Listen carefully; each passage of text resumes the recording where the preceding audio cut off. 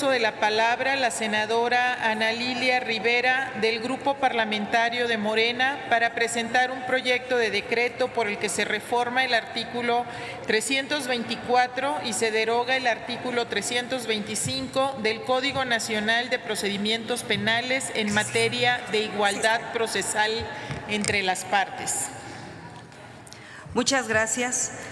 Senadores, senadoras, a más de 10 años de la reforma constitucional en materia de justicia penal, a más de 2 años de la operatividad nacional del sistema, parece increíble que aún existan incongruencias en el Código Nacional de Procedimientos Penales.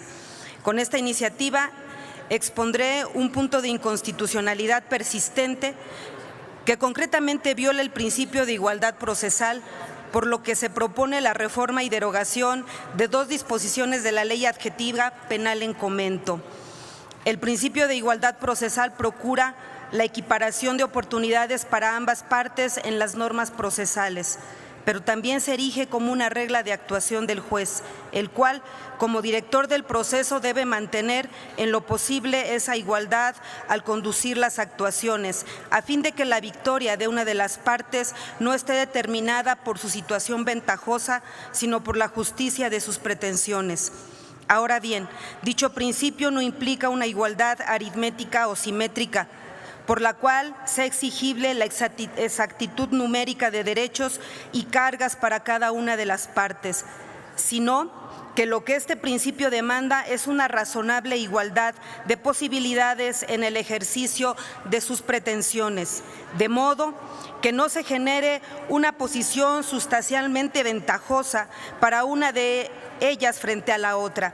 De ahí que las pequeñas desigualdades que puede haber, requeridas por necesidades técnicas del proceso, no quebrantan el principio referido. Por otro lado, contrario al anterior, los artículos 324 y 325 del Código Nacional de Procedimientos Penales, materia de la presente iniciativa, establecen lo siguiente. Artículo 324. Consecuencias de la conclusión del plazo de la investigación complementaria. Una vez cerrada la investigación complementaria, el Ministerio Público dentro de los 15 días siguientes deberá: 1. Solicitar el sobreseimiento parcial o total. 2. Solicitar la suspensión del proceso o 3. Formular acusación. 325. Cuando el Ministerio Público no cumpla con la obligación establecida en el artículo anterior, el juez pondrá el hecho en conocimiento del procurador o servidor público en quien haya delegado esta facultad, para que se pronuncie en el plazo de 15 días. Transcurrido ese plazo, sin que se haya pronunciado, el juez de control ordenará el sobreseimiento. De la lectura de los preceptos en cita, se obtiene que el artículo 325 del Código Nacional de Procedimientos Penales viola el principio de igualdad procesal y, por lo tanto, es inconstitucional e inconvencional, pues obliga al juez del proceso a tornarse parcial, al permitir que una vez que haya fenecido el término de 15 días para que el Ministerio Público solicite el sobreseimiento parcial o total de la causa penal, solicite la suspensión del proceso o formule acusación en términos del artículo 324 del Código. Y si no lo hubiere hecho, el juez de control le dé vista al procurador o servidor público en quien haya delegado esta facultad para que se pronuncie en otro plazo de 15 días, circunstancia que no acontece con el acusado en caso de que éste deje pasar algún término en cualquiera de las actuaciones del proceso penal. Por lo que se configura un trato diferenciado en el que hay una ventaja procesal para una de las partes e incluso el juez del proceso, dejando de lado su imparcialidad, incide en la esfera de competencias del Ministerio Público, tornándose persecutor al informar al procurador o funcionario designado la omisión de su subordinado para que éste, a su vez, en otro término de 15 días, se pronuncie respecto de dicha omisión y subsane. Se dice que el precepto en cita es inconstitucional en virtud de que el artículo 20, en su apartado A, fracción quinta, literalmente expresa: la carga de la prueba para demostrar la culpabilidad corresponde a la parte acusadora, conforme lo establezca el tipo penal. Las partes tendrán igualdad procesal para sostener la acusación o la defensa respectivamente.